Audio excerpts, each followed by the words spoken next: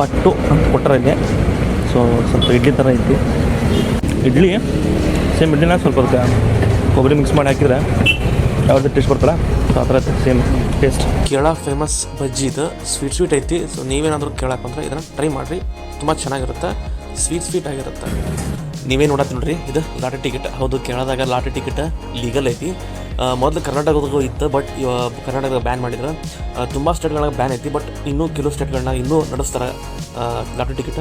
ನೋಡ್ತಾ ಇರ್ಬೋದು ನೀವು. ಇದು ಕೇರಳದಾಗ ಅತಿ ಹೆಚ್ಚು ಜನ ಲಾಟರಿ ಟಿಕೆಟ್ ತೊಗೋತಾರೆ, ಎಲ್ಲ ಕಡೆನೂ ಮಾರ್ತಾರೆ.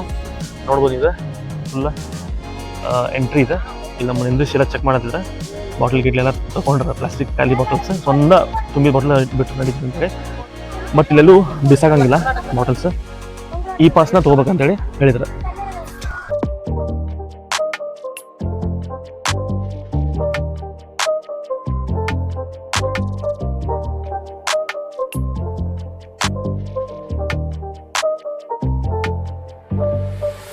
ನೀವೆಲ್ಲರೂ ದಯವಿಟ್ಟು ಯೂಟ್ಯೂಬ್ ಅಲ್ಲಿ, ಇನ್ಸ್ಟಾಗ್ರಾಮ್ ನೀವು ಬಂದು ನೋಡಿ, ಲೈಕ್ ಕೊಡಿ.